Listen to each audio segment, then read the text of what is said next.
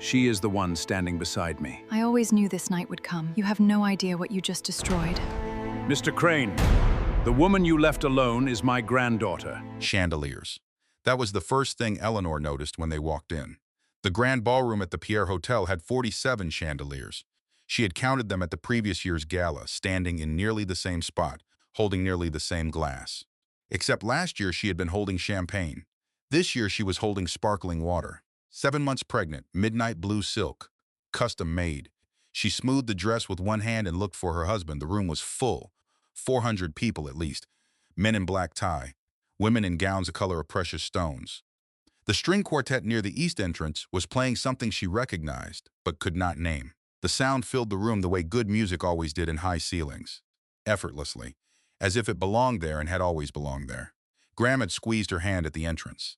He said, "You look beautiful, Eleanor. Stay visible tonight." She had not thought anything of it. She thought about it now. He said he needed to greet the anchor donors before the keynote. He kissed her cheek and disappeared into the crowd. That was 40 minutes ago. She had been moving through the room slowly, making conversation, accepting compliments about her pregnancy, deflecting the ones about her dress. Someone from the board offered her a chair and she declined politely. Someone else asked when she was due, and she said 9 weeks, and they said how wonderful, and she agreed. She was still holding her glass of sparkling water. The bubbles were rising. She counted them. 1, 2, 3. The ones near the edge moved faster. The ones in the center moved slow and steady, each one making its small journey to the surface with complete commitment. She counted them because counting was something her hands and eyes could do while the rest of her stood still and waited and tried not to feel the low, specific unease that had been sitting in her chest since Graham disappeared. The unease was not new. She had been carrying it for months, maybe longer. She told herself it was pregnancy. She told herself it was the stress of the gala preparation. She told herself it was the fact that she had not been sleeping well since the baby dropped lower 6 weeks ago. Dr. Marsh told her that would happen. Eleanor had been too busy pretending everything was fine to mention it at her last appointment. The lights dimmed. The string quartet resolved its movement and stopped. A single spotlight hit the stage. Graham Crane walked out from the left wing. He was wearing a tuxedo she did not recognize. Eleanor stood very still. She knew every piece of his wardrobe. She knew the black Brioni he wore to the Metropolitan Museum benefit last spring. She knew the navy Tom Ford he wore to the charity auction in December. She knew the velvet dinner jacket he wore exactly once for a New Year's event in Aspen and never wore again because she told him it was too much, and he agreed with her and then donated it 3 weeks later. She did not know this tuxedo. It was black. Single button. The lapels were different from anything in his closet. He looked polished in it. He looked rehearsed in it. That was the word she kept landing on. Rehearsed. He looked like a man who had been practicing for tonight. She tightened her grip on the glass. The second thing she noticed happened in the same moment as the first. It arrived the way catastrophic things sometimes arrive. Not loudly, not with warning, just suddenly, completely, undeniably present. Victoria Langley was on his arm. Victoria Langley, Director of Brand Strategy at Crane Capital. Eleanor had met her 14 times across 3 years of company events. She was polished, brunette, exactly the kind of professional woman who stood slightly too close to the important men in any room and always had a reason for it. Eleanor had noticed it. She had filed it under something she could live with. She had done that more times than she could count. Victoria Langley was wearing a gown the color of champagne. Victoria Langley was wearing a tiara, not a decorative hairpiece, not something festive, something seasonal, something that could be explained away as a costume choice or a company theme, a tiara. The kind that came in a velvet box. The kind that was designed for one face, one head, one specific person. Custom. Eleanor knew the difference between a piece bought at retail and a piece made for a person. She had grown up, surrounded by both. The difference was visible if you knew how to look. That tiara was made for Victoria Langley. Graham's voice came through the microphone.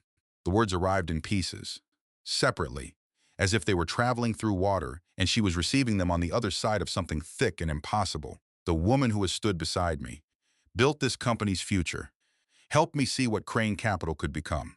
Applause. 400 people applauding. The sound was enormous and it was nothing.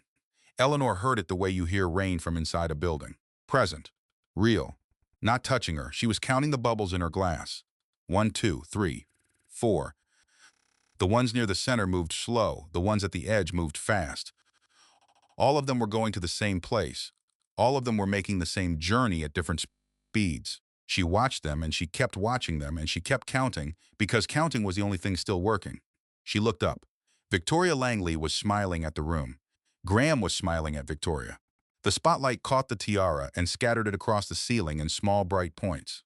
Eleanor watched the points of light move across the plaster above, and she thought about all the times she had stood in rooms like this one as Mrs. Graham Crane. All the rooms she had moved through slowly and gracefully and invisibly. All the hands she had shaken. All the conversations she had sustained. All the dinners she had sat through. All the keynotes she had watched from the audience while her husband stood under a single spotlight and the room applauded. The baby moved. A small rolling motion under the silk of her dress. Eleanor put her hand on her stomach. She breathed. She breathed again. He does not know who I am. The thought arrived quietly, without ceremony, like something that had always been true and had simply not been said out loud. He never did. She set the glass down on the nearest table. She did not say goodbye to anyone. She did not look for a publicist or an assistant or anyone who might need to know she was leaving. She walked to the coat check. She handed over her ticket. She waited for her coat. The coat check attendant was a young man with careful hands, and he helped her into it without comment. She thanked him. She meant it. She called her car from the lobby. She stood on the sidewalk outside the Pierre Hotel, and the October air was cool, and the city was doing what the city always did, moving, indifferent, alive taxis. A couple walking a very small dog. A man in a delivery uniform checking his phone. She watched them, and she breathed, and she waited. The car came. She got in. She did not look back at the hotel. The driver said nothing. She was grateful for that. She watched the city move past the window, and she held her coat closed at the collar with both hands, and she did not cry. Not yet. There was something holding it back, some internal mechanism she did not fully understand. Some part of her that knew that crying in a car at 9:45 in the evening was not the thing she needed to do right now. What she needed to do right now was get home. Get to the bathroom. Get to the floor. Let it be real there, in private, where the tile did not care, and the city was 42 floors below and no one was watching. She would cry when she got there. She did not know yet that she would not. The building was quiet when the elevator opened on the 42nd floor. The penthouse hallway was the kind of hallway that cost money to be quiet. It always felt hushed. Tonight it felt like something else. It felt like the inside of a decision. She unlocked the door. She went inside. She stood in the entrance hall for a long moment. The lights were dim. She had left them on timer. The apartment smelled the way it always smelled. Something clean. Something faint.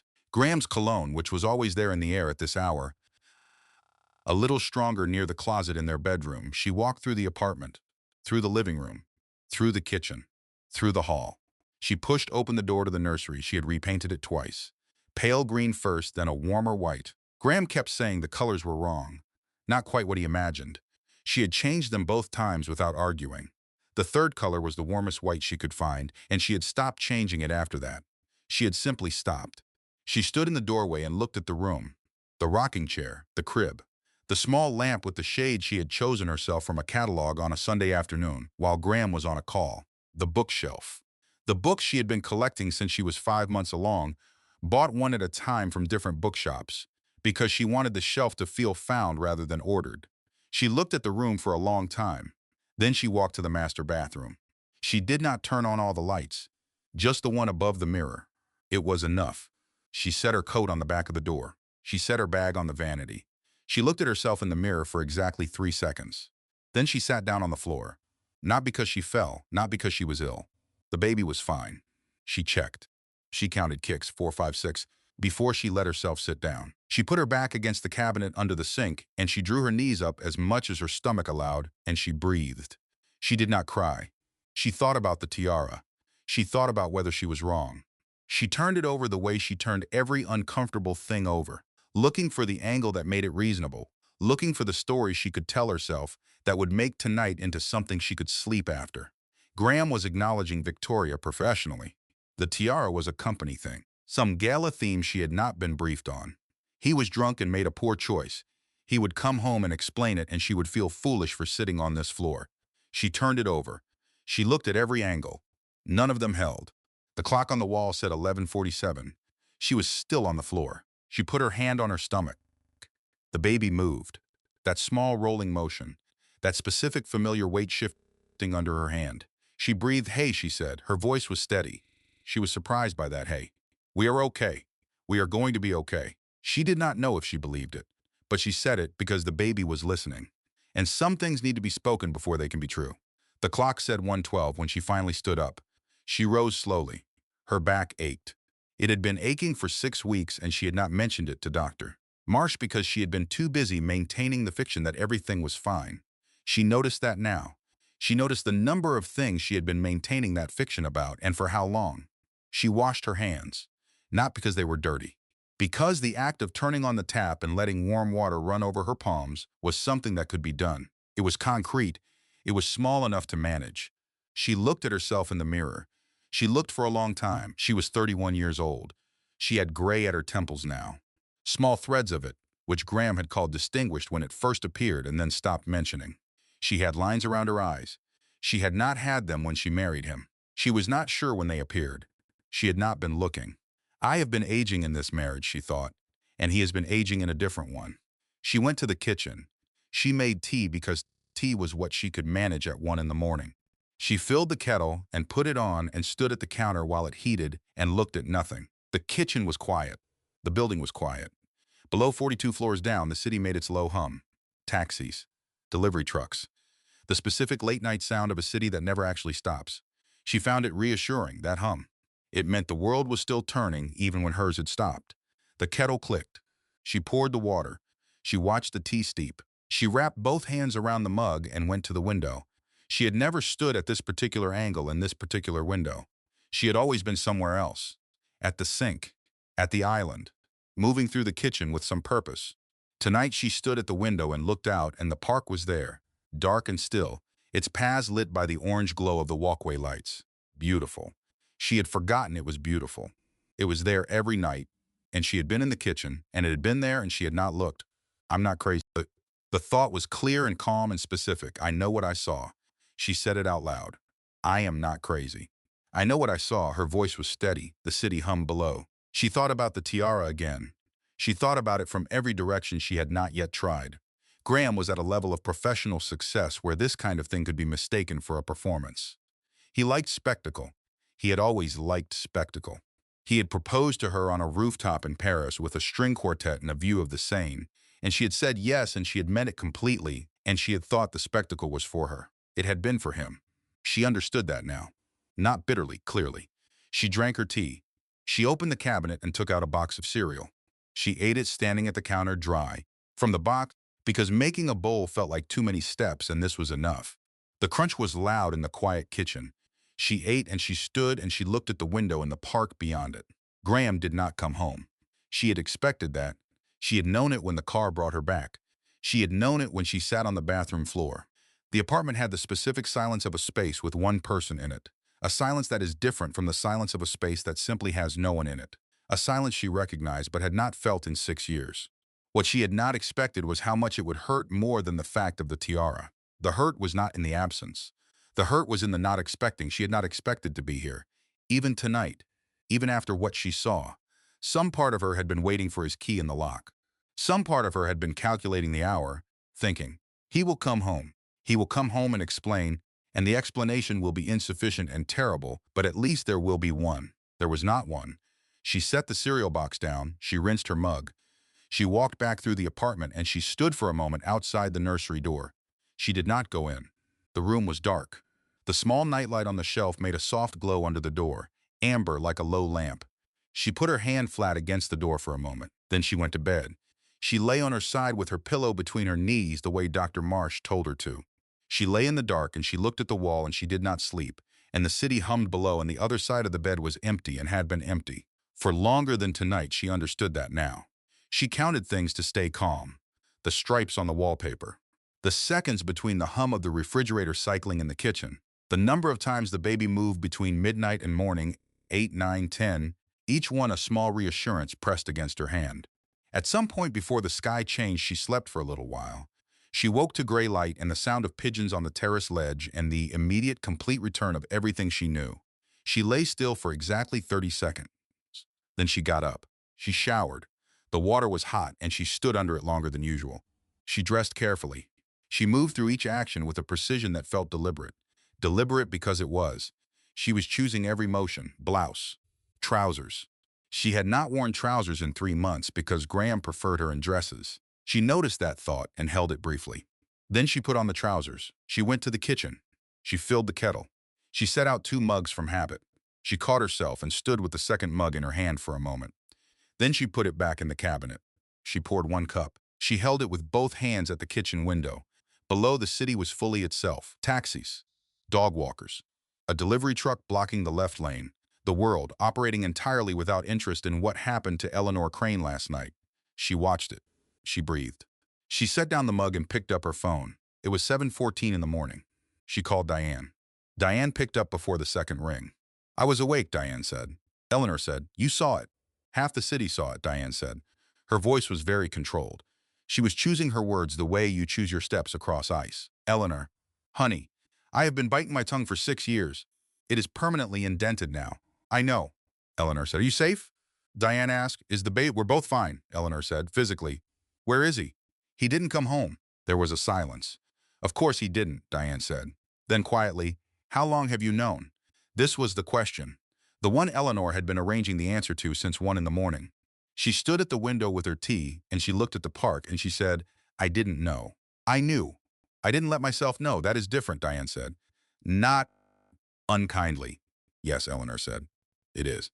Diane was quiet for a moment. Then she said, "The gala live-streamed last night." Eleanor was still. "The company's production team was running a feed," Diane said. "It was on the event's social page."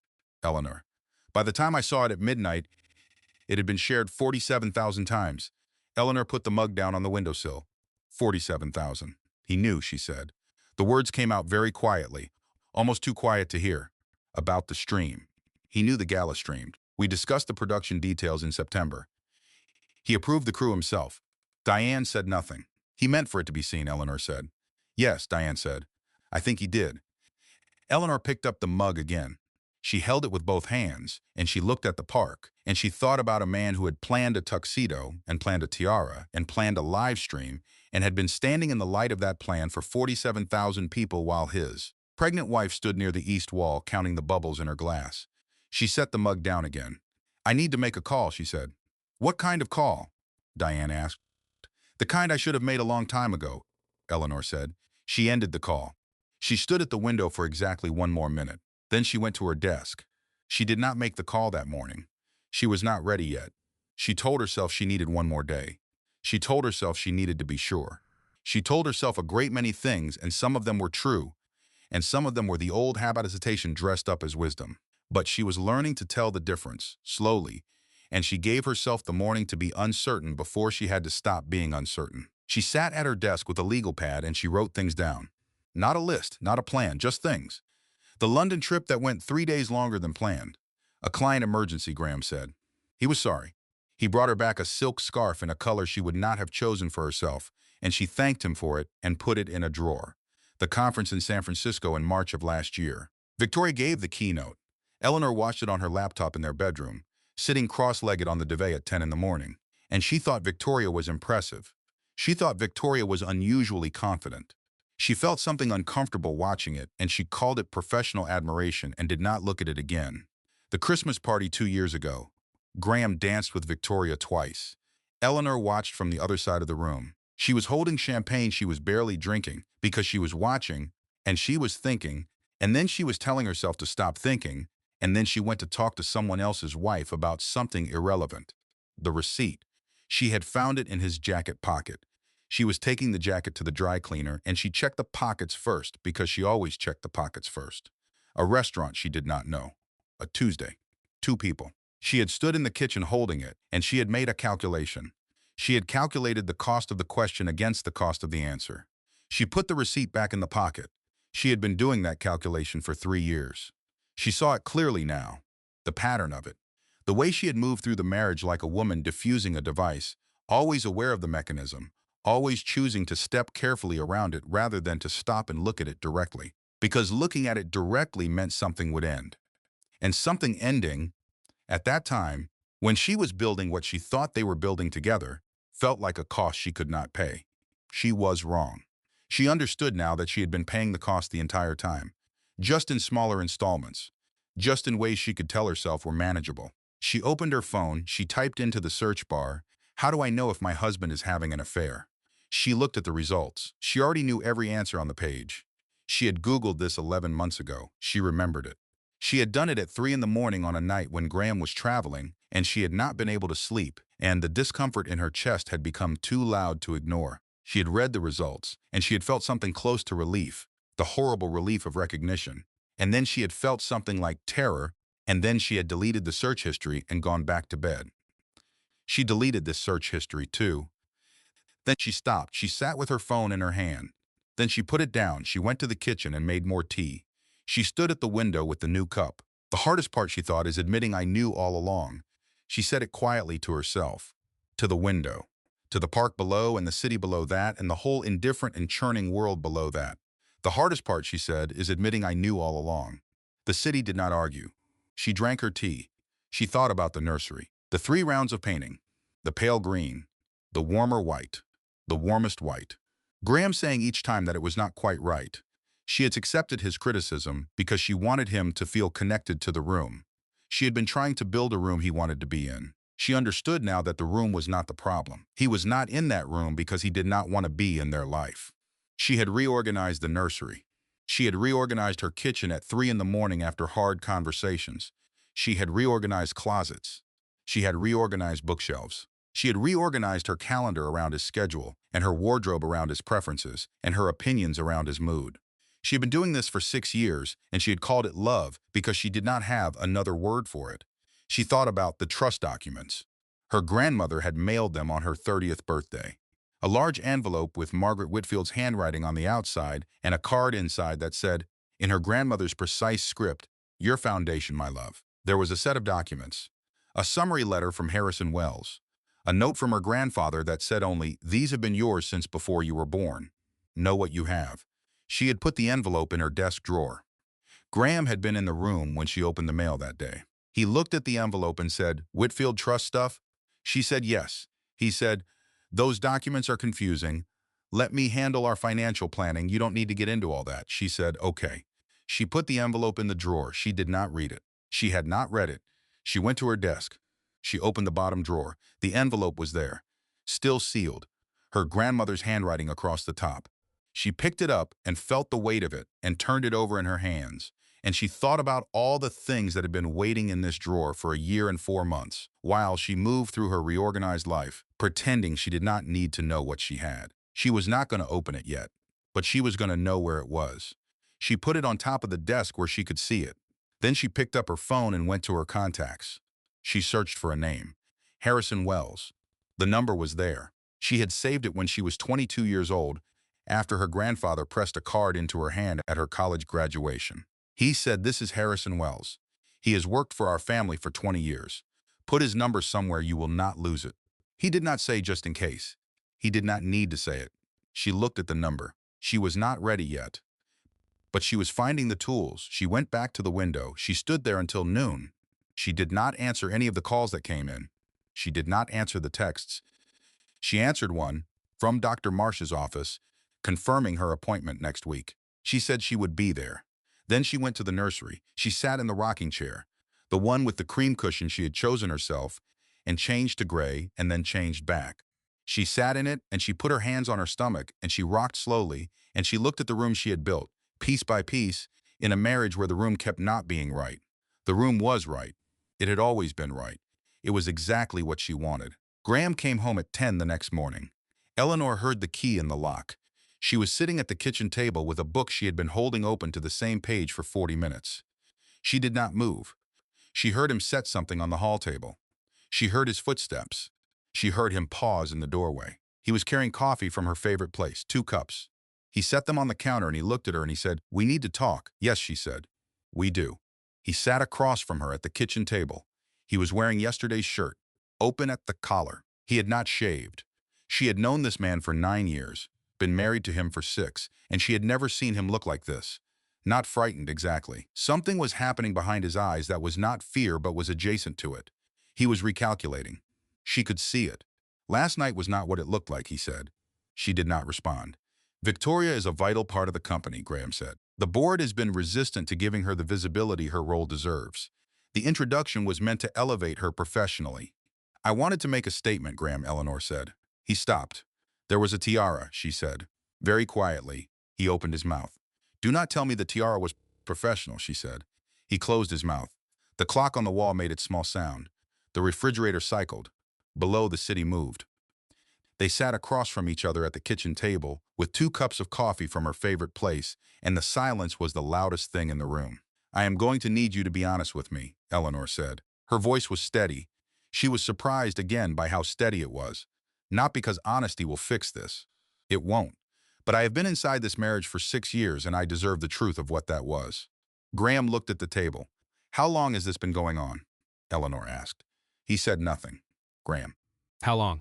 He looked at his hands. He picked up his coffee cup and held it and set it down without drinking.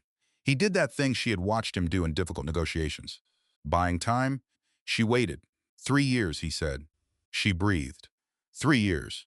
2 of which she had been pregnant or preparing to be pregnant. 3 years of dinners and vacations and doctor's appointments and conversations and a marriage that she had believed was difficult but real.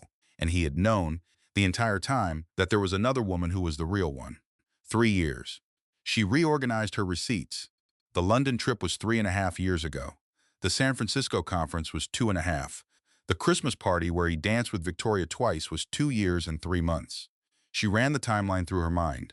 She lined it up. It lined up. I was being gaslit the whole time, she said. Not a question, not an accusation. Just the accurate word for a thing that had a name. Graham flinched. I saw the signs, she said. I reorganized them. I made them into something I could live with. Because I thought I had to. Because I thought love required that I not look directly at the thing I was seeing. She paused. You let me do that, Eleanor. You watched me do it, she said, and you said nothing. For 3 years. He did not answer. She thought about the baby. 7 months. 7 months growing in her body while her husband was 3 years into a serious affair. She thought about the appointment she attended alone in February because Graham was traveling. She thought about the ultrasound at 20 weeks when she had called him from the parking lot of the imaging center, so happy, and he had answered on the 3rd ring, distracted, and said, Great, that's great, I'll call you back. She thought about how long she had been carrying things alone. I need you to leave, Eleanor said. This is my home, Graham said. There it was. Under the contrition, under the careful tone, under the 2 cups of coffee, from her favorite place, the entitlement. The reminder of who held the deed. She had been waiting for it. It is our home, Eleanor said, and I am 7 months pregnant. And I am asking you, as the mother of your child, to give me space to process what you have told me. You can stay at the Carlisle. I know you have a room there. He looked at her sharply. She looked back. His jaw tightened. He was calculating again. She could see it. He was calculating whether to ask how she knew about the room at the Carlisle, and he was arriving at the conclusion that asking would cost him more than not asking. He was right. She had found the charge on a receipt 8 months ago. She had photographed the receipt with her phone. She had put the photograph in a folder on her laptop labeled renovation notes. She had not known why she did it at the time. She understood now. She had been building something she did not yet have a name for. Something quiet and careful and stored against a future she could not quite see but could feel at the edges of things. He picked up his coffee. He left it on the counter. He walked to the bedroom to get a bag. She heard the closet. She heard the zip of a bag. She heard his footsteps in the hall. She heard the front door. She did not move until the sound of the elevator was gone. Then she stood up. She went to the coat closet. She opened it and she took everything out. Every coat, every scarf, every pair of gloves, hers. The ones she was not sure belonged to either of them. She laid them on the bed in the guest room. She reorganized them by weight. Light coats near the front, heavier ones deeper. She refolded every scarf. She matched every pair of gloves. It took 45 minutes. Her hands were completely steady the entire time. When she was done, she went back to the kitchen. She poured his coffee down the drain. She kept hers. She stood at the window with it, and she looked at the park, and she breathed, and the city hummed, and the coat closet was organized, and that was enough for now. That was exactly enough. She called her grandfather that afternoon at 3. She stood in the hall outside the nursery with her phone in her hand, and she looked at his name in her contacts. Augustus Whitfield. She had not called this number in 18 months. Not because she did not want to. Because Graham had a way of making things feel unnecessary. He had never said, do not call your grandfather. He had said things like, you don't need to make that call today. Sweetheart, he's an old man. He doesn't need our drama. He had said, Your grandfather is getting on in years. Let's not burden him with every little thing. He had said it gently, reasonably, in a voice that sounded like concern and was something else. She pressed call. He answered on the second ring. Eleanor, her grandfather said, not hello, not how are you, just her name. Spoken the way he had always spoken it, as if her name was complete, as if it needed nothing after it. Grandfather, she said. And then she started to cry. She had not cried on the bathroom floor. She had not cried during Graham's confession. She had not cried while reorganizing the coat closet, or standing at the window, or sitting in the rocking chair. She had been holding all of it very tightly because she was afraid that if she started, she would not be able to stop and there was a baby depending on her being functional. But her grandfather's voice undid something she had not known was knotted. She cried. She stood in the hall with her back against the wall, and she slid down it until she was sitting on the floor, and she cried in a way she had not cried in years. Not just about the gala or the tiara or the 3 years, about all of it. About the coat she had reorganized and the coffee cup she had poured down the drain, and the receipt she had photographed and put in a folder called renovation notes, and the trust documents she had not read, and the scarf in the drawer that was not. Her color, and the apartment that smelled like his cologne, and the window where the park had been beautiful all along and she had not looked. About the 18 months she had not called this number. Her grandfather said nothing. He did not tell her to stop. He did not tell her it would be all right. He did not make a single sound except the soft sound of breathing. He stayed on the line, 84 years old, sitting in his study in Greenwich, Connecticut, holding the phone while his granddaughter cried on the floor of a hallway 42 floors above the street. When she was finished, she felt empty in a way that was almost comfortable. I know, sweetheart, her grandfather said. I have been waiting for you to call. You knew, she asked. I knew he was not right for you, Augustus said. I did not know the specifics, but specifics were never the concern. Why didn't you say anything?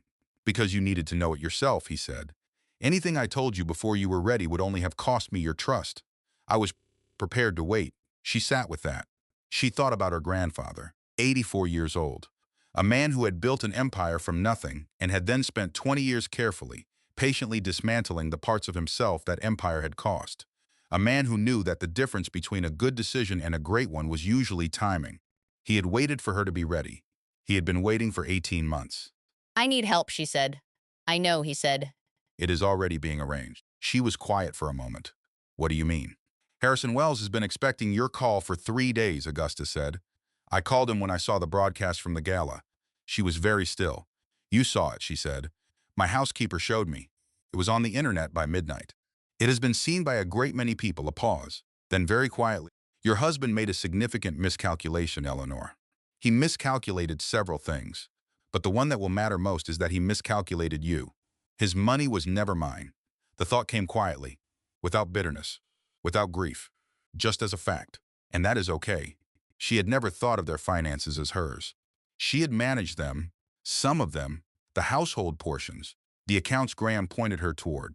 She had never looked at the larger picture. She had been discouraged from looking at the larger picture, and she had accepted the discouragement because love felt like it should not require a full accounting. She understood now that love was exactly where a full accounting was most necessary. I am going to call Harrison, she said. Yes, her grandfather said, you are. And after that, he was quiet for a moment. She heard him breathe. She heard the faint sound of a chair moving. She could picture his study, the dark wood bookshelves, the window that looked out over the back garden, the desk that had been his father's desk. She had sat in that study every Christmas and every summer of her entire childhood, and she had loved the smell of it, books and wood and something slightly floral from the garden. And she had not been there in 18 months. After that, Augustus said, you let me know what you need. I have been retired for 11 years. I have been very patient. I believe I am due a small amount of appropriate action. She almost smiled. For the first time in 2 days, she almost smiled. Thank you, she said. Eleanor, he said. Yes, you are a Whitfield, he said. You have always been a Whitfield. You will be a Whitfield when all of this is finished. I need you to remember that. She looked at the nursery door. She thought about the room on the other side of it, the room she had built, the books on the shelf, the lamp she chose, the chair and the warmest cream. I remember, she said. She ended the call. She sat on the floor for another moment. Then she stood up. She went to her desk. She picked up the envelope her grandmother had mailed her on her 30th birthday. She opened it. She started reading. Harrison Wells met her in person the next afternoon. He had chosen a conference room in a midtown law firm that had no visible connection to Graham Crane or Crane Capital. She noticed that. The building was on 49th Street. The lobby had marble floors and no art on the walls, which was the kind of confidence that only very established places permitted themselves. The receptionist brought her water without being asked. Harrison stood when she entered the conference room. He was leaner than she expected. Silver-haired, reading glasses on a chain. He had the quality of stillness that belongs to people who have never needed to fill silence. He did not say, "I am sorry for your situation." He did not say, "I know this must be hard." He said, "It is good to see you, Eleanor. Please sit down." She sat. He opened a folder. She noticed the folder was already organized. Tabbed. She recognized the organizational logic of someone who had been preparing for this meeting for longer than 2 days. "There are 3 things you need to know," Harrison said. His voice was measured, even. She noticed just barely a slight southern accent on the word 3. "First, your prenuptial agreement contains a fidelity clause. Graham agreed in writing to a financial penalty structure in the event of documented infidelity. His attorneys likely believed that clause was unenforceable. They were wrong. They likely believed it would never be triggered. They were wrong about that as well." Eleanor said nothing. "Second," Harrison said, "the trust your grandparents established for you at birth was never altered by your marriage. The Whitfield Family Trust. You signed nothing that touched it. It holds interests in Whitfield Holdings subsidiaries, 2 Manhattan properties, and a portfolio of assets your grandfather has been quietly building since 2007. He looked at her over his glasses. "Have you read the documents?" "I read them last night." She saw all of them. "I underlined things." Something in Harrison's expression shifted. Not a smile exactly, a recognition. "Good," he said. "Third," Harrison said. His accent came out fully on the word third, not dramatically. Just present. The way it appeared when he was saying the most serious thing. "Your husband applied for a corporate refinancing of Crane Capital 14 months ago. The lead creditor on that refinancing is a Whitfield Holdings subsidiary. Your grandfather does not advertise this. The name on the paperwork is a numbered limited liability company, but the money and the terms belong to your family." Eleanor was very still. "Graham borrowed money from my family," she said. "He did," Harrison said. "He does not know from whom." The structure was intentionally opaque. "Why?" Harrison looked at her over his glasses for a long moment. "Your grandfather is a careful man," he said. "He has been watching the situation for some time. He structured things so that options would be available to you if you ever needed them. He did not know if you would need them. He prepared as if you might." Eleanor thought about her grandmother's letter. "Your foundation, my love." She thought about the documents she had read last night, sitting at her desk, the city going dark outside the window and then lightening again toward morning, while she read and underlined and turned pages. She thought about her grandmother mailing that envelope on her 30th birthday and what it meant that she had known, at 68, that her granddaughter might one day need to know what she had. She thought about all the women in her family who had known things quietly for a long time, before the moment arrived to use what they knew. She opened her bag. She took out the envelope. She put it on the table. "I stayed quiet for years," she said. "I am done being quiet." Harrison looked at the envelope, then at her. "Tell me about the fidelity clause," she said. "Specifically, what is required to trigger it?" "Documentation," Harrison said. "A witness statement from a party with direct knowledge. Evidence of an ongoing relationship rather than an isolated incident. Given the public nature of Tuesday's gala and the number of witnesses present, documentation is not a problem." "Victoria Langley," Eleanor said.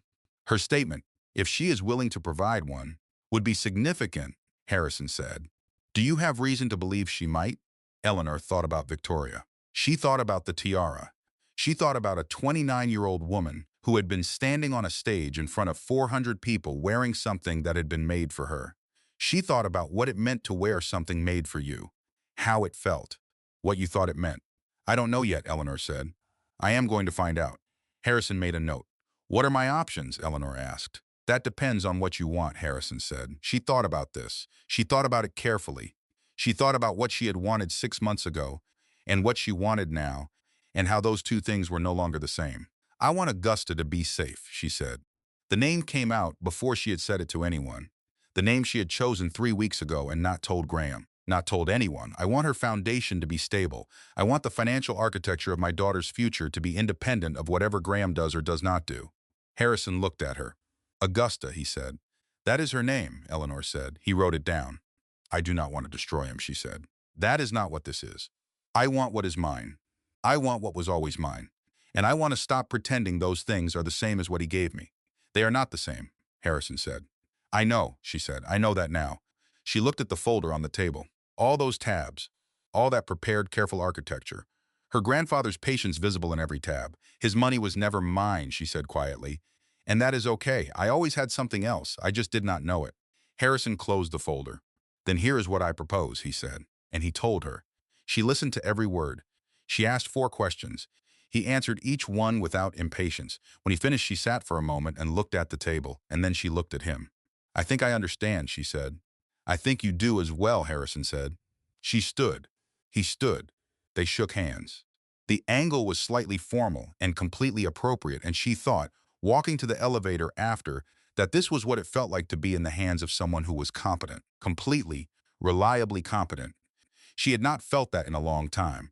She had not let herself feel it because letting herself feel it would have required acknowledging how long it had been absent. She rode the elevator down.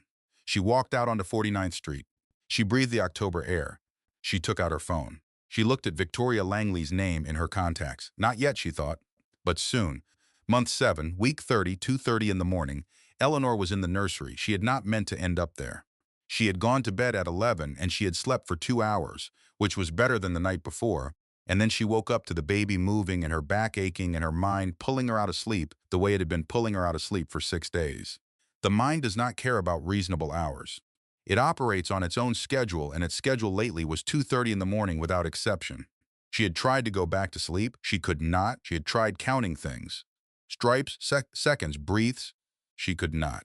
So she got up and she walked down the hall, and she opened the nursery door, and she sat in the rocking chair in the glow of the amber nightlight, and she rocked slowly, and she looked at the room. The cream cushion. She had chosen it herself and changed it to gray, because Graham said cream would show everything. Then she had changed it back to cream 3 months later when she realized what she was doing. She had simply put the cream cushion back. She had not explained it. Graham had not mentioned it again. She put her hand on her stomach. The baby moved. That specific rolling pressure under her palm that she had been feeling for 12 weeks now. She breathed. She thought about Harrison. She thought about the things he had said and what they meant. She thought about the fidelity clause in the trust documents and the numbered limited liability company, and she thought about her daughter's future and what shape it should take and what shape it would take, and the distance between those two things. She thought about Victoria Langley's name in her contacts. She thought about Graham in his room at the Carlisle. She wondered if he was sleeping. She suspected he was not. She was not sure whether that gave her any feeling at all. She rocked slowly. The baby moved again.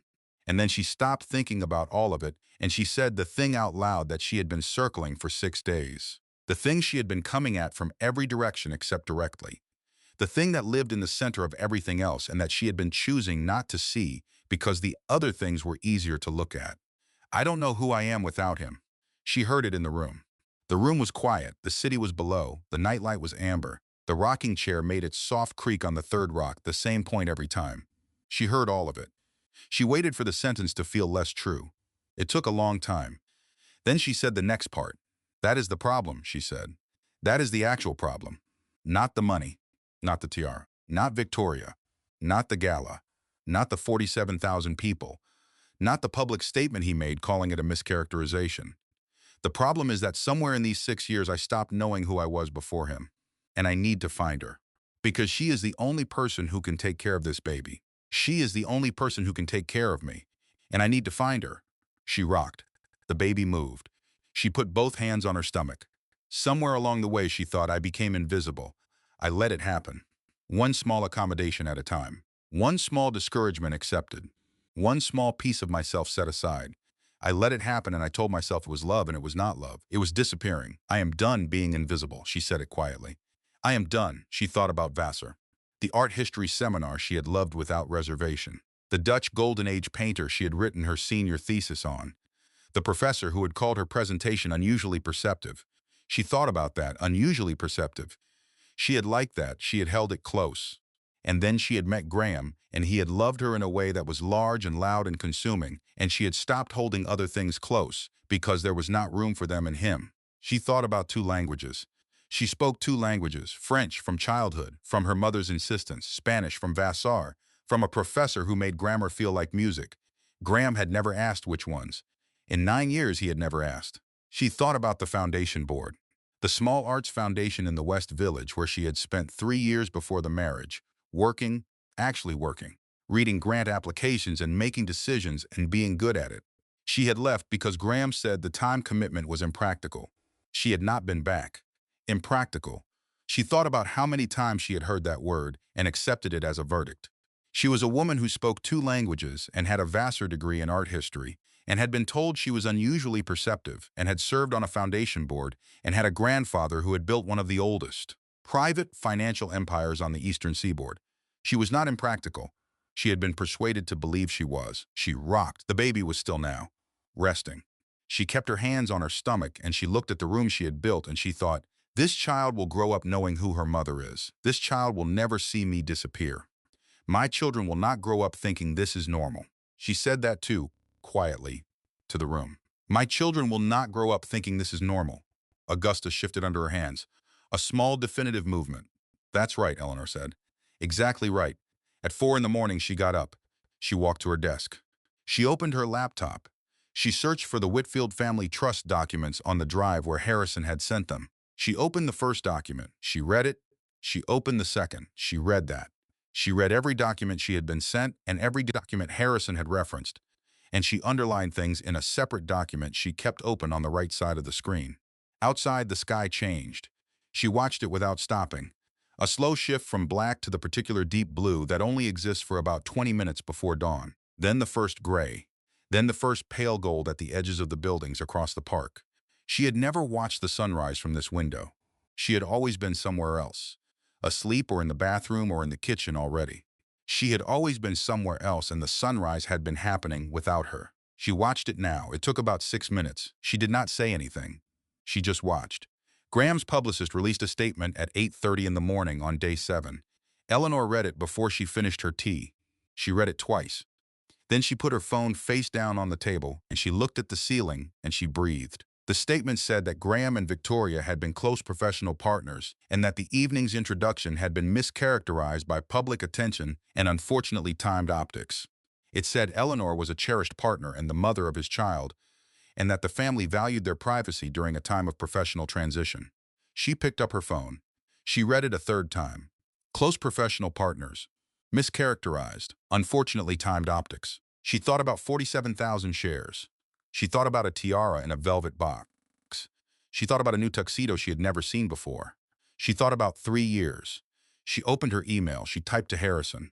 She wrote the email 3 times before she got it right. The first version was too long. The second was too specific in ways that did not need to be in an email. The third was clean, direct. She read it once more. She sent it. She set down the phone. Her phone rang 11 minutes later. Not Harrison.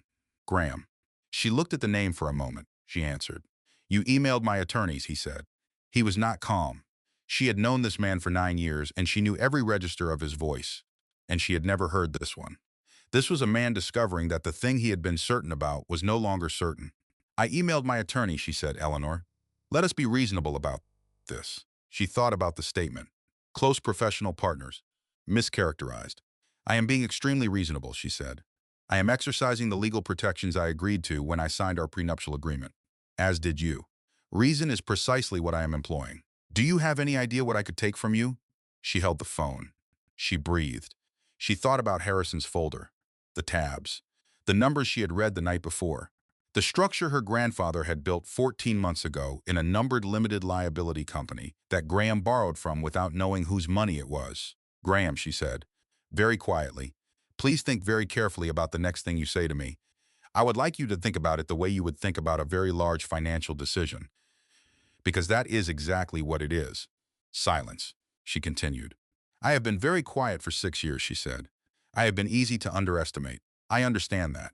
But I need you to update your understanding of who you are speaking to. I am Eleanor Whitfield Crane. The Whitfield part of that name has meaning. I have never made you aware of exactly how much meaning. I think now would be a good time for you to look into it. She ended the call. She set the phone on the table. She sat very still for a moment. She did not feel triumphant. She did not feel victorious. She felt clean. The way a surface feels after you wash off something that has been on it long enough to stop being noticeable. She did not need to be saved. She needed to save herself. That was different. That had always been different. She had spent 6 years waiting for someone to see what she needed and offer it. She understood now that the waiting was over. It had been over for a while. She had simply not gotten up from the chair. She was up. Her phone rang again 23 minutes later. It was not Graham. Harrison said, "Graham's second attorney has been in contact. I think we can expect a different tone from here." "Good," Eleanor said. "There is one more thing," Harrison said. "I have a call to make this afternoon. Victoria Langley's attorney has reached out. She is prepared to provide a statement. She asked that I pass along to you that she is sorry it has come to this." Eleanor looked at the park. "Tell her attorney that I would like to speak with Victoria directly," she said, before any formal statement. A pause. "Are you certain?" Harrison asked. "I am," Eleanor said. He was quiet for a moment. "I will arrange it." She ended the call. She stood. She went to the kitchen. She made herself eggs. Scrambled slowly, the way she liked them, with butter and a little salt and nothing else. She had not eaten a real meal in 4 days. She had been eating cereal and crackers and fruit. She made the eggs and she ate them standing at the counter and she tasted every bite. It was the best meal she had eaten in months. Victoria Langley called her personal cell phone on a Wednesday morning at 11. Eleanor was sitting in the kitchen with a book she was actually reading this time.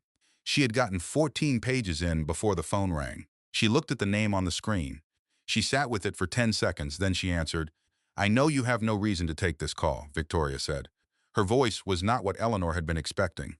It was not smooth, not polished in the way she always was at company events, the way she stood at the exact right angle to the most important person in the room, and spoke in a voice that said, "I belong exactly here." This voice was tight, careful, like a person who had rehearsed a conversation many times and was terrified the rehearsal was not enough. "Hello, Victoria," Eleanor said. A pause. "He told me you knew about us," Victoria said. "He told me you had an arrangement. He said that you and he had been more or less separate for a long time and that you had an understanding." "He lied," Eleanor said. Silence. "To you," Eleanor said. "He lied to you. He told me you were a professional contact. He told both of us that we understood the situation. We did not. That is what he does." Another silence. Longer this time. Then Victoria said something that broke the category Eleanor had been holding her in. She said, "He didn't tell me about the baby. I didn't know you were pregnant until I saw you at the gala. And then he told me." She stopped. Started again. "He told me it was a surrogacy arrangement. He said you had agreed to carry the child for someone else and that the financial arrangement was—" "Stop," Eleanor said. Victoria stopped. Eleanor breathed. "He told you," Eleanor said slowly, "that my pregnancy was a surrogacy arrangement." "Yes," Victoria said, very quietly, "and you believed him?" A long pause. Then very quietly, "I wanted to." Eleanor sat with that. She thought about what it meant to want to believe something. Not the passive believing, the active kind. The kind where you see the edges of a thing, and you choose not to look directly at them because looking directly would require you to give up the story you have been given. She had done that. She had done it for 3 years. She was looking at someone who had done it too. "I think you should talk to a lawyer," Eleanor said. "I have one," Victoria said. Her voice changed slightly, firmer, more the voice Eleanor recognized from company events. "I got one yesterday," she said. A pause. "She said I should tell you that I am prepared to give a statement, if it would help." "It would help," Eleanor said. "I want to be clear about something," Victoria said. "I am not doing this for you. I am doing it because he lied to me for as long as he lied to you, and I am not going to pretend he didn't." "I understand that," Eleanor said. "I'm not asking for anything," Victoria said. "I know," Eleanor said. A silence. "For what it's worth," Victoria said, "I am sorry." Eleanor held the phone. She thought about whether the apology was worth anything. She turned it over. She looked at it from several directions. She thought about a 29-year-old woman from Georgia who had built her career through talent and ambition and had been told by a man she trusted that she was the real one, the important one, the one he had chosen. She thought about what it meant to believe that and then discover that the man who said it had also arranged a tiara and a live stream and had been planning a public statement about his pregnant wife for 47,000 people. She thought about 2 women in 2 very different cages, built by the same man who had convinced each of them the cage was a home. "I know," Eleanor said. She ended the call. She sat in the kitchen for a long time. Then she took her coat from the closet, the one she had reorganized. She put it on, she took her keys, she went out, she walked Central Park. She walked in from the 72nd Street entrance, and she followed the path south, and then she found a different path and followed that. She did not put in earphones. She did not listen to anything. She just walked. The park was not crowded. A man jogging with a dog. Two women with strollers moving together. An older man on a bench reading an actual newspaper. She walked past all of them without stopping. She walked for an hour. She thought about nothing specific. She felt the October air on her face, and she watched the leaves moving, and she listened to the sound of the city pressing in at every edge of the park, and she walked until she was tired in a way that was honest and useful. Then she went home and she slept for 2 hours without dreaming. When she woke up, she ate. A real meal again? She called Diane. I talked to Victoria Langley, Eleanor said. Diane was silent for a moment. Are you okay? Diane asked.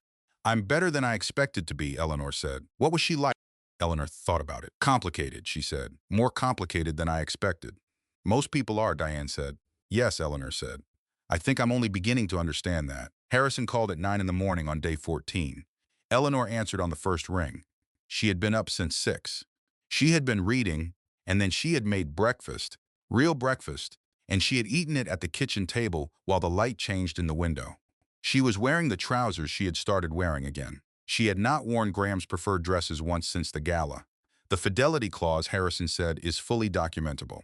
Victoria Langley's attorney provided her statement this morning. It is detailed, specific, and covers the relevant period of 3 years. There are also 7 additional witnesses from the gala prepared to testify to the public nature of the introduction, including 2 board members. Good, Eleanor said. There is a secondary matter, Harrison said. He paused in the way he paused when the next thing was significant. Crane Capital's refinancing. The terms of the loan from the Whitfield Holdings subsidiary include a personal guarantee from Graham.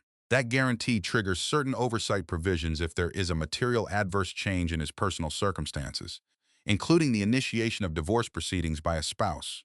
Eleanor was quiet. In simple terms, Harrison said, if you file for divorce, the Whitfield subsidiary has the right to call a significant portion of the loan. Crane Capital would need to find alternative financing within 90 days. In the current market, that would be extremely difficult. My grandfather structured it this way, Eleanor said. He is a careful man, Harrison said. He is, she said. He is also patient, and he has been waiting a long time. She paused. What are my options? 3, Harrison said.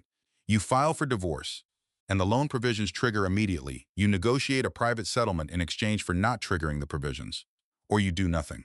Option 3 is not available, she said. No, Harrison said.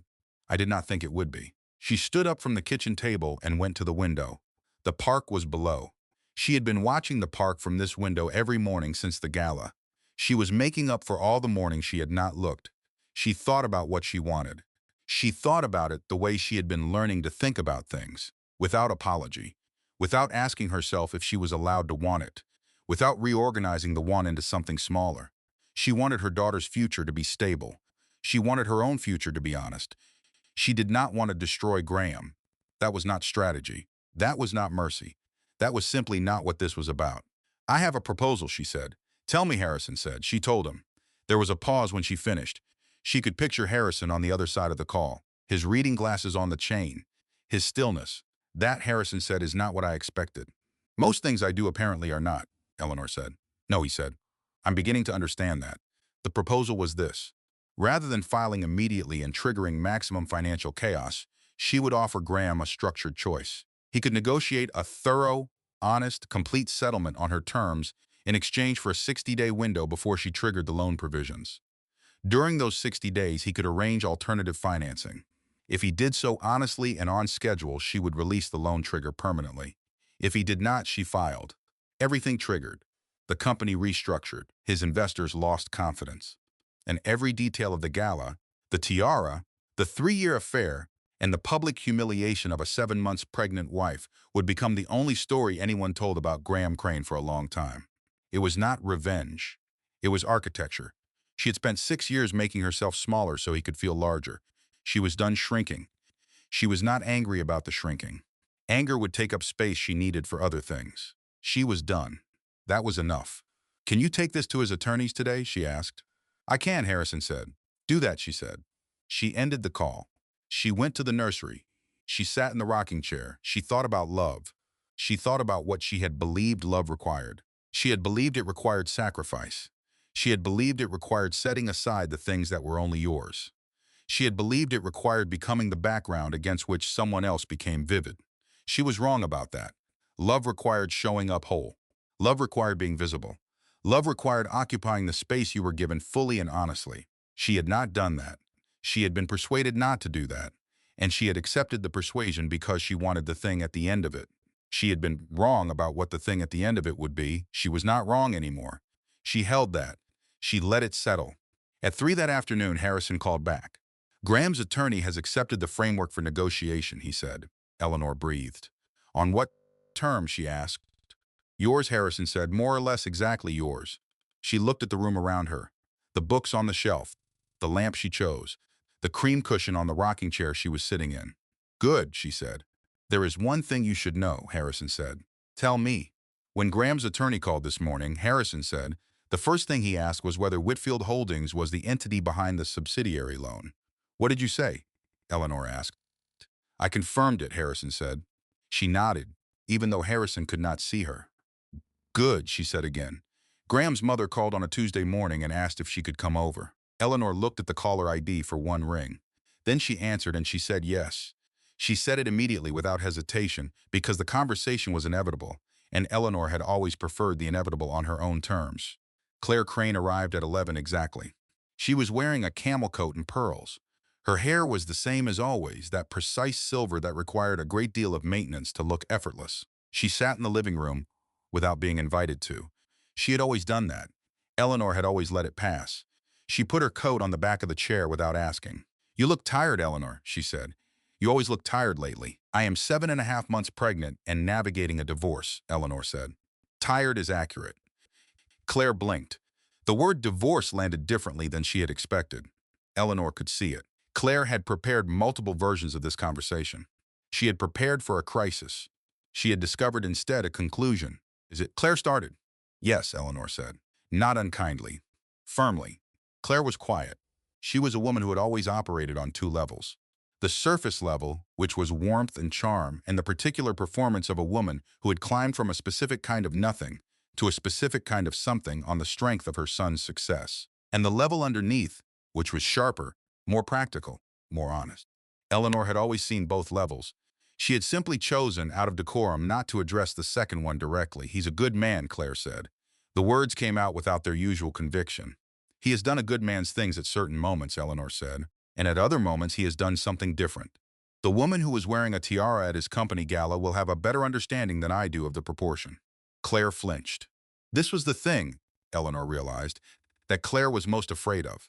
Not the divorce, not the legal proceedings, not the financial complexity. It was the tiara, the public nature of it, the live stream and the 47,000 shares, and the fact that there was a clip that existed on the internet that could be found, that would be found, that was already being found, and it showed her son walking on stage with another woman on his arm while his pregnant wife stood near the east wall of the grand ballroom. He embarrassed the family, Claire said. The word family meant something specific. Eleanor understood which family she meant. He embarrassed me, Eleanor said. I am the mother of his child. Whatever else is in motion, I need you to understand that clearly. He did this to me, not to an abstract entity. To me, specifically. A long silence. Your grandfather, Claire said slowly. He is involved.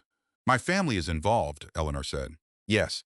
Claire looked at her, and Eleanor had the sense, for the first time in 6 years, that she was being seen. Not the surface of her. Not Mrs. Graham Crane, the appropriate wife, the tasteful accessory, the graceful presence at company events. She was being seen as something else, as someone who had arrived at this conversation from a specific and very old place and who had access to things Claire had not considered. I did not know who you were, Claire said. Then she caught herself. I mean, I knew who the Whitfields were, of course. Everyone knows that. But I assumed you were decorative, Eleanor said. Claire had the grace not to deny it. Most people do, Eleanor said. It is a reasonable mistake. I allowed it. I will not be allowing it going forward. Claire sat with that. She was a practical woman, underneath everything. That was the thing about her that Eleanor had always quietly respected. Under the performance, under the pearls, under the careful maintenance, there was a woman who could read a room and make a calculation. She was reading this room now. What do you want from me? Claire asked. Nothing, Eleanor said. I wanted to see you because you are the grandmother of my daughter, and I believe in being honest about where things stand. You know now where they stand. Your terms? Claire asked. Are fair, Eleanor said. Thorough and final. Claire stood up. She put on her coat. She paused at the door. I was wrong about you, she said. Not an apology, not quite. more like an accounting. She was the kind of woman who could admit a mistake if it served clarity. Yes, Eleanor said you were. Claire left. The elevator door closed. Eleanor stood in the living room and she breathed. She thought about what had just happened. Not with triumph, not with satisfaction, just with the specific clarity of a thing that has been acknowledged and can now be set aside. She called her grandmother that evening. Margaret answered on the second ring. "How are you, sweetheart?" she said. And then, "Really," Eleanor told her. Margaret listened. She listened the way she had always listened, which was completely and without filling the spaces. She was a woman who had heard everything over the course of a long marriage and a longer life, and she was not frightened by any of it. When Eleanor finished, Margaret said, "I am going to tell you something about the early years of my marriage to your grandfather that I have never told anyone, including him. Are you ready to listen?" "Yes," Eleanor said. She made the chicken soup her mother used to make while Margaret talked. She had the recipe written in her own handwriting in a notebook in the kitchen drawer. She had not made it in years. She got out the pot. She got out the chicken. She peeled carrots at the counter while her grandmother talked. Margaret talked for almost an hour. Eleanor listened without speaking. The soup took 40 minutes. She ate it at the kitchen table while her grandmother talked about the years when everything was uncertain, and the years when she had been afraid, and the years when she chose to stay, and the years when that choice became something she was glad of, and the years when she understood why you had to be willing to give up what you had in order to have what you actually wanted. The soup was warm and good. The kitchen was quiet. The city hummed below. Eleanor listened and ate, and breathed, and felt, for the first time in weeks, something that was close to peace. Augusta Whitfield Crane was born on a Thursday morning at 6:47. She weighed 7 pounds and 2 ounces. She had her mother's hands, long fingers, narrow palms. She had possibly her father's nose, which Eleanor noted and accepted because a nose is not a character trait and Augusta would make it her own. The labor was 11 hours. Eleanor was not alone for any of it. Diane arrived at the hospital at 9 the previous evening when Eleanor called from the cab and said, "I think this is it."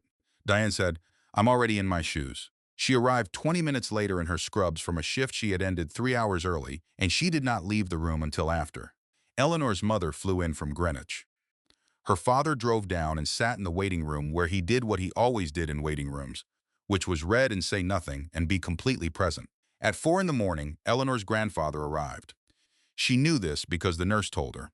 She was not able to verify it herself at that particular moment, but the nurse, a small woman named Rosa, with the calm precision of someone who had done this work for many years, said, "Your grandfather is in the waiting room.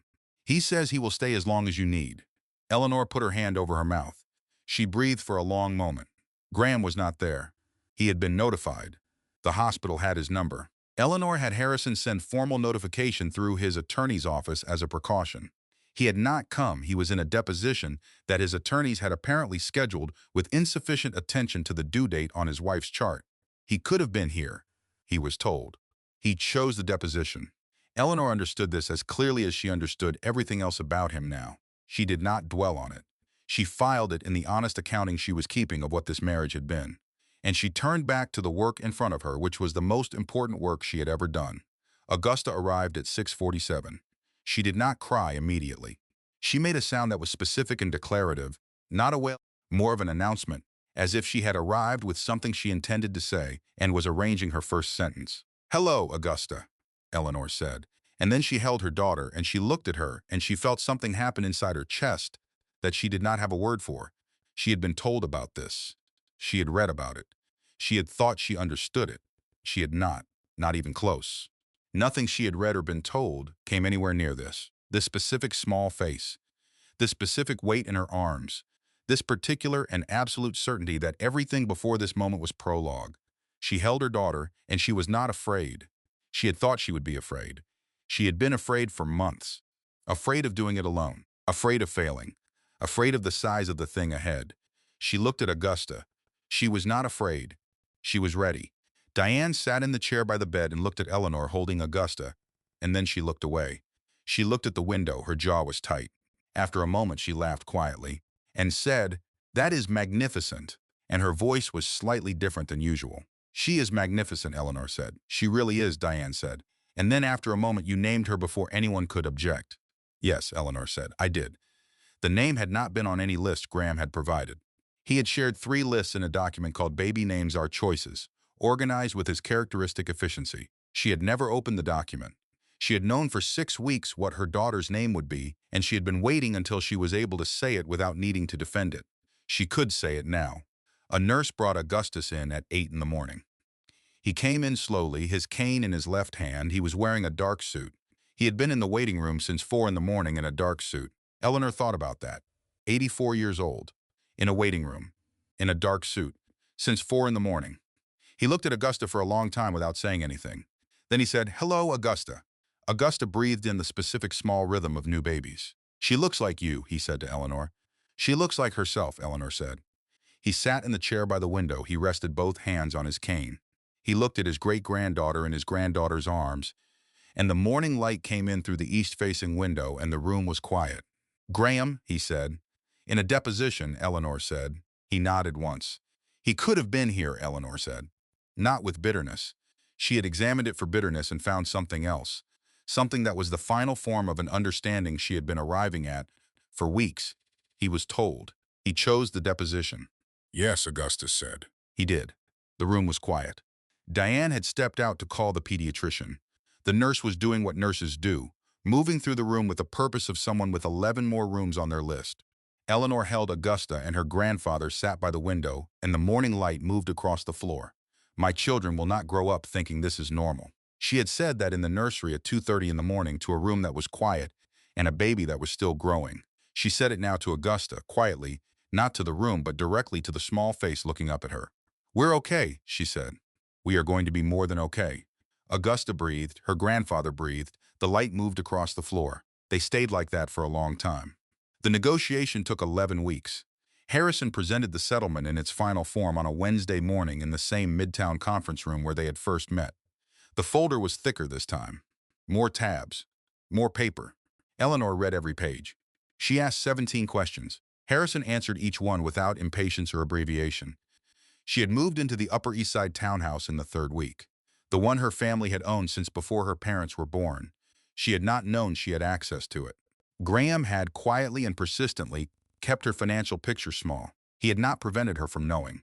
He had simply, consistently, made knowing feel unnecessary. She knew now. The townhouse was on 72nd Street.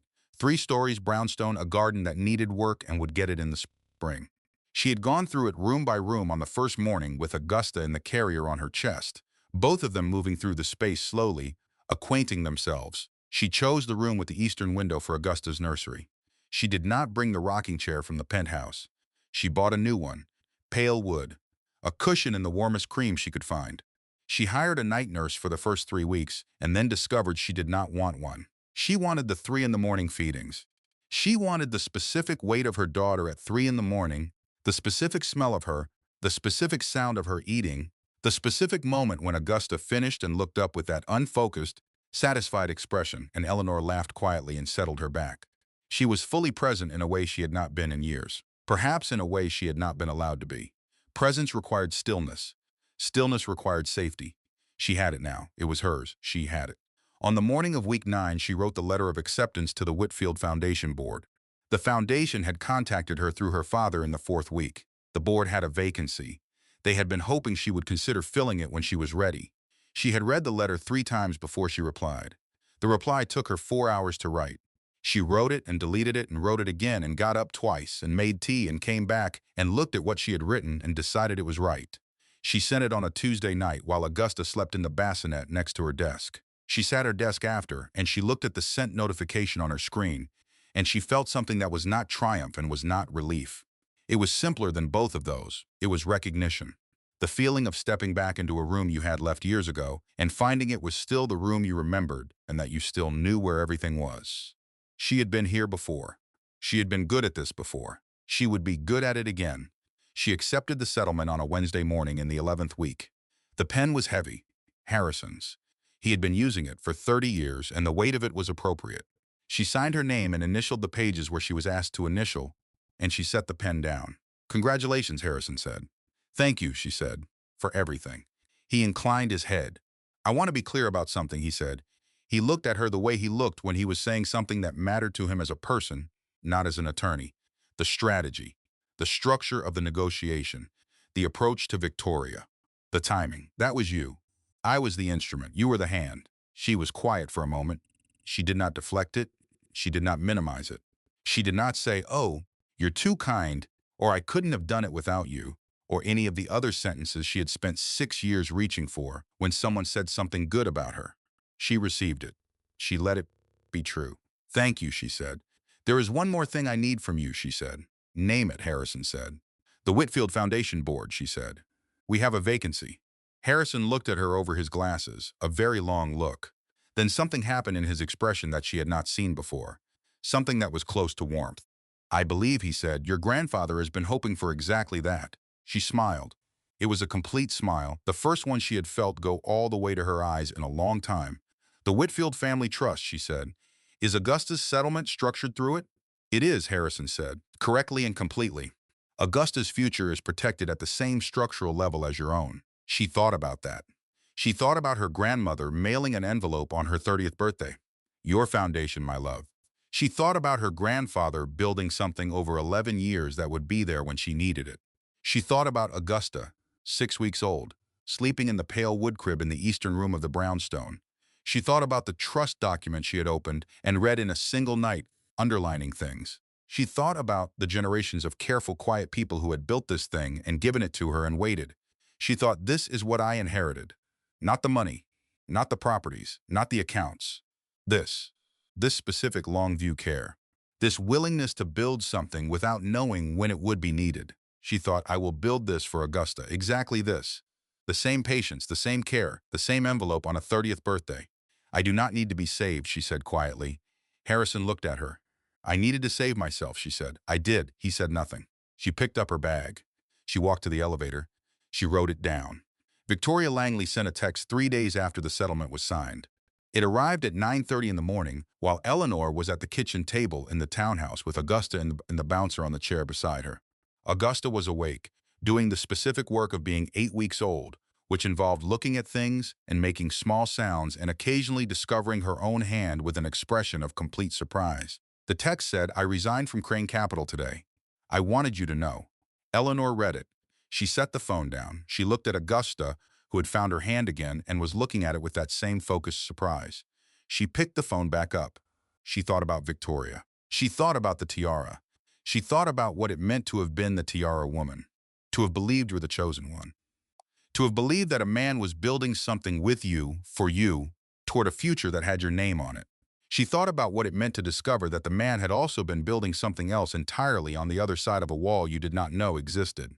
She thought about 2 cages, different designs, same architect. She thought about Victoria walking out of Crane Capital, putting her badge on the desk or in a box or wherever you put a badge when you are leaving a place that was never what you thought it was, walking to the elevator, going down, walking out into whatever kind of light happened to be there when the door opened.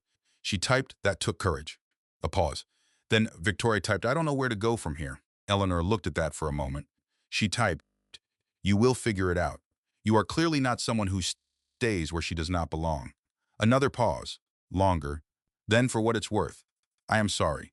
Eleanor looked at the apology. She sat with it. She thought about whether it was worth anything. She looked at it honestly. She did not need it. She was not waiting for it. She was not standing at a door that would open once it arrived. She was already through the door. She was already in the next room. She was already here. But it was worth something. Not everything. Not the thing Victoria maybe imagined it was worth. But something. A small and real something from a complicated woman who had done a complicated thing and was now doing the harder thing. She typed, "I know." She set the phone down. Augusta made a sound. A small experimental one, not quite a vocalization and not quite a cry. More of a testing. A checking to see if sound worked. It did. She did it again. "That's right," Eleanor said. "Exactly right." She took Augusta out of the bouncer. She held her in her arms. She carried her to the window of the kitchen, the one that looked out over the back garden. The garden needed work. There was a pear tree in the corner that had not been tended in a while. There were beds that needed clearing. She had been thinking about the garden since she moved in. She had been thinking about what she would do with it come spring. She had specific plans. She looked at the garden, and she held her daughter, and she thought about beginnings, not the beginnings she had imagined 6 years ago. Not the beginnings she had planned for and organized toward and constructed with careful attention to every detail. That beginning had turned out to be something else. This beginning. The garden that needed work. The pear tree in the corner. the brownstone that smelled like old wood and history and possibility. The 8-week-old person in her arms who was looking out at the garden with the same focused attention she brought to her own hand. This beginning. She thought about the Dutch Golden Age galleries at the Metropolitan Museum. She had not been since before the marriage. She thought about going. Next week maybe, or the week after. Augusta and the carrier, both of them moving through those rooms, Eleanor pointing at things and talking about them quietly. The light in the paintings. The way the Dutch painters understood that ordinary life was the only subject worth painting. She had thought about this for years. Going back to those rooms, she would go. She put her face against Augusta's hair. "What do you think?" she asked. Augusta made the small sound again. "I agree," Eleanor said. The board meeting was on a Tuesday in October. She noticed the leaves on the way there. From the cab window, through the glass, the trees along Park Avenue were going gold and amber, and the particular red that only exists for about a week before it falls. She rolled the window down for a moment, just to feel the air. The driver did not object. Augusta was with Diane today. Diane had arrived at 8:30 with 3 coffees, and the expression of someone who had been looking forward to this for some time. She said, "Go. We'll be fine." "Better than fine," she said, "a board meeting." "Look at you." Then she got quiet and she said, "I'm proud of you, Eleanor." And she cried. Exactly once. The one time her eyes went sharp and bright, and she looked away, and then she looked back, and she was Diane again. Eleanor had taken the cab downtown feeling something she would not have been able to name 4 months ago. It was not confidence exactly. It was simpler than confidence. It was the feeling of being in the right place at the right time, wearing the right thing, with the right information, and knowing, with complete clarity, what she was about to do. The Crane Capital Board met on the 47th floor of a building on Park Avenue. Ella had been in this room 7 times. She had been there for company events and holiday parties, and the annual preview that Graham always wanted her to attend. She had been there as Mrs. Graham Crane, providing a personal touch to a room of numbers. She had known what she was there for. She had done it anyway.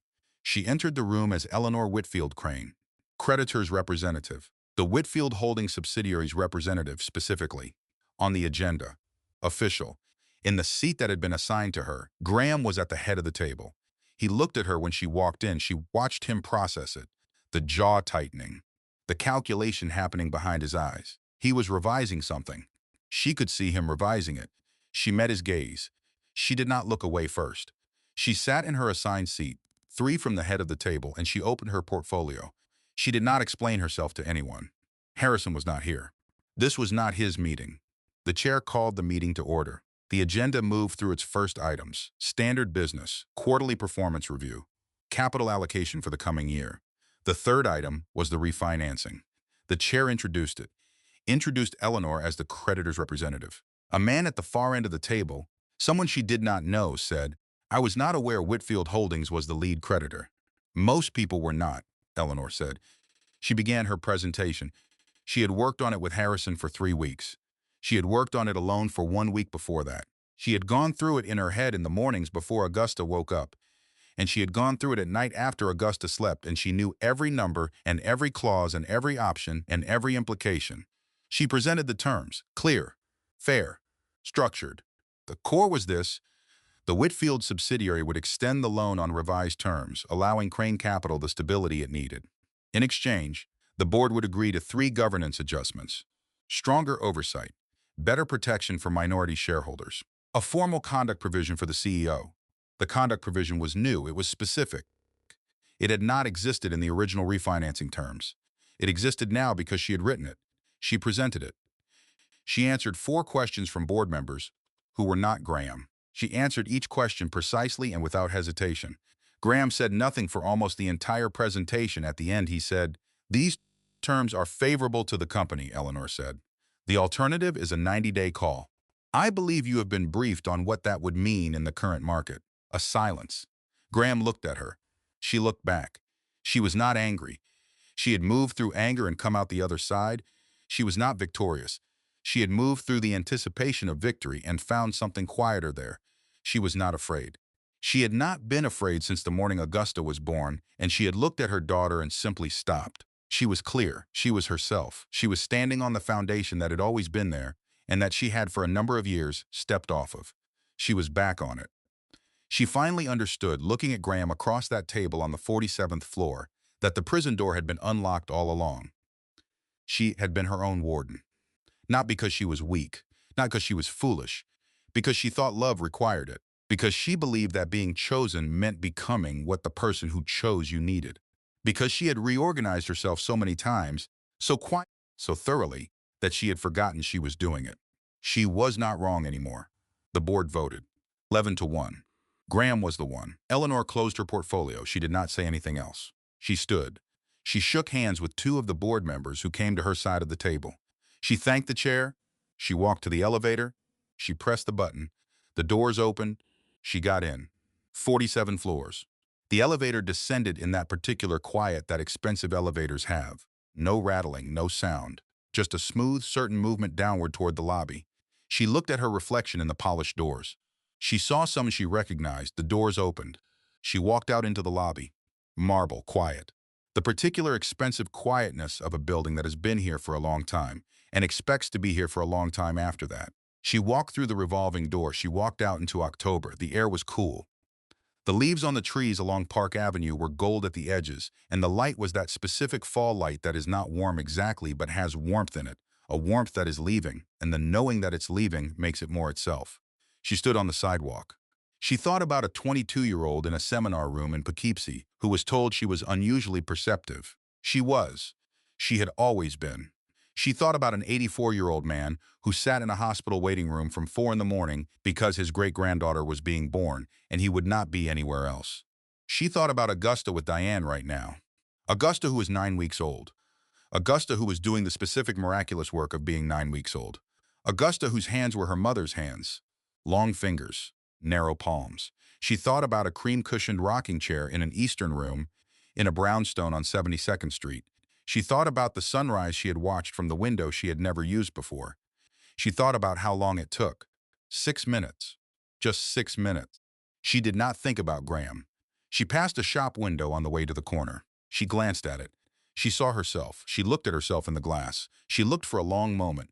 She recognized the person she saw. She had been looking for her for some time. She flagged a cab on the corner. She got in. She gave the driver the address of the townhouse. She rolled the window down. The October air came in, cool with the smell of fallen leaves and something that was close to rain but not yet rain. She turned her face toward it. This is the beginning. Not the end, the beginning. She breathed. She breathed again. For the first time in years, she just breathed. The city moved past the window. All of it.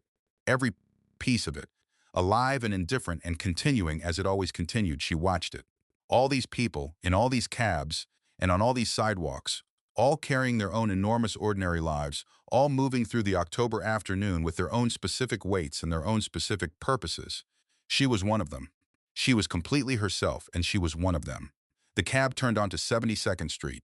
She could see the brownstone from half a block away. The stone, the 3 steps up to the door. The pear tree visible over the garden wall, its leaves almost gone now. The last one's the color of amber. The same color as the nightlight in Augusta's room. She paid the driver. She got out. She stood in front of the house for a moment. She went inside. Diane was in the kitchen with Augusta in her arms, moving in the small, instinctive sway that people do without realizing it when they are holding a baby. She looked up when Eleanor came in. "How'd it go?" Diane asked. 11-1, Eleanor said. Diane looked at her for a moment, then she nodded, just once. "Good," she said. She handed Augusta to Eleanor. Eleanor took her. She held her daughter and she breathed. That evening she fed Augusta, and Augusta finished eating and looked up at her mother with the unfocused, satisfied expression, and Eleanor laughed, very quietly, and said, "You are exactly right about everything." She carried Augusta to the nursery. She sat in the pale wood rocking chair, the cream cushion, warm under her hands. Augusta was almost asleep already. She was doing the small breathing of near sleep, the steady small rhythm of a person doing the most uncomplicated necessary work. Eleanor rocked. The room was quiet. The city hummed below. 40 feet down, the street moved through its evening. Cabs. Someone's music from a passing car. The dog walker who came by every evening at 7:30 with 3 dogs, and always stopped to check his phone at the corner. She looked at her daughter. She thought, this is what I built. Not the settlement. Not the board vote. Not the terms or the trust or the governance provision. Not the fidelity clause or the numbered limited liability company or the filing that did not need to happen because the negotiation worked. Not any of that. This This specific small person breathing in this specific room in this house that belongs to both of them. This particular weight in her arms. These long fingers, narrow palms, resting against Eleanor's forearm. This is the architecture that matters. She thought, whatever comes next, I am ready. Augusta breathed. The room was quiet. The city hummed below. Eleanor rocked. She was ready.